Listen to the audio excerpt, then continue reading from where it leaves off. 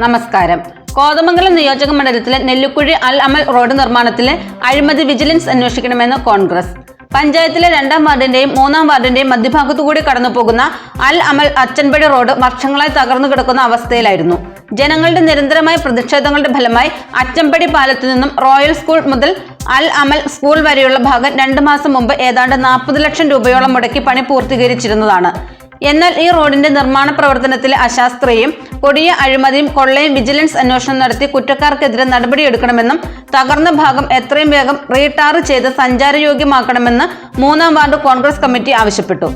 കഴിഞ്ഞ ഒരു 1.5 മാസം 2 മാസമായിട്ടുള്ള ഈ റോഡിന്റെ നിർമ്മാണം പൂർത്തീകരിച്ച് ചെയ്തിട്ട് ഇത് അച്ചമ്പടിയിൽ നിന്ന് ആരംഭിച്ചിട്ട് മോഡേൺ ഡോക്ടറുടെ വീടിൻ്റെ ഫ്രണ്ടിലേക്ക് എത്തുന്ന മെയിൻ റോഡിലേക്ക് എത്തുന്ന കവാടമാണ് ഈ റോഡ്.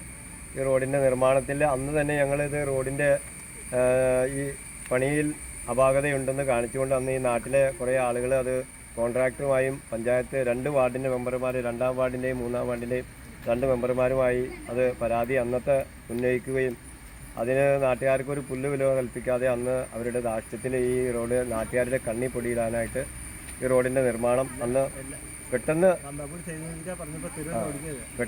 ഇതിൻ്റെ നിർമ്മാണം പൂർത്തീകരിക്കുകയാണ് അന്നുണ്ടായത്. അതിനുശേഷം ഈ റോഡ് 1.5 മാസത്തിന് ശേഷം ഇതിലും മോശമാണ്. ഇനി ഇത്തിരി അപ്പുറത്തോട്ട് അച്ചമ്പടിയിലേക്ക് മാറിയാൽ അവിടെ മുതൽ ഈ റോഡ് ഇവിടം വരെയും പൊളിഞ്ഞു പോയിക്കുകയാണ്. അപ്പോൾ ഈ വാഹനത്തിൽ വരുന്ന ഇദ്ദേഹം ഡിവൈഎഫ്ഐയുടെ നേതാവാണ്. ആ അദ്ദേഹം അവിടെ മറിഞ്ഞാടി അദ്ദേഹത്തിൻ്റെ കൈയും കാലും പൊട്ടി ഹോസ്പിറ്റലിൽ ചികിത്സ തേടുന്ന ഒരു ദയനീയാവസ്ഥയുണ്ടായി. അദ്ദേഹം ഡിവൈഎഫ്ഐയുടെ പേരിൽ പരാതി കൊടുത്തു എന്നാണ് അദ്ദേഹം പറഞ്ഞത് നമ്മളോട്. നമ്മൾ പഞ്ചായത്തിൽ ഇതിൻ്റെ പരാതി അല്ലെങ്കിൽ ഇത് എഞ്ചിനീയറോട് ചോദിച്ചപ്പോൾ റോഡ് മഴ മൂലം തകർന്നു എന്നാണ് പറഞ്ഞത്.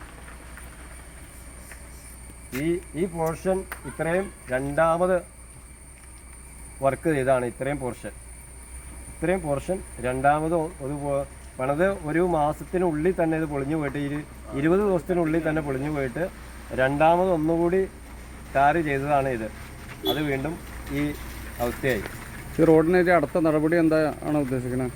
ഇത് ഞങ്ങൾ വാർഡ് കമ്മിറ്റിയുടെ 2 വാർഡ് കമ്മിറ്റിയുടെയും നേതൃത്വത്തിൽ ഇത് വിജിലൻസ് അന്വേഷണം ആവശ്യപ്പെട്ടുകൊണ്ട് പരാതി കൊടുക്കാൻ വാർഡ് കമ്മിറ്റി തീരുമാനിച്ചിട്ടുണ്ട്.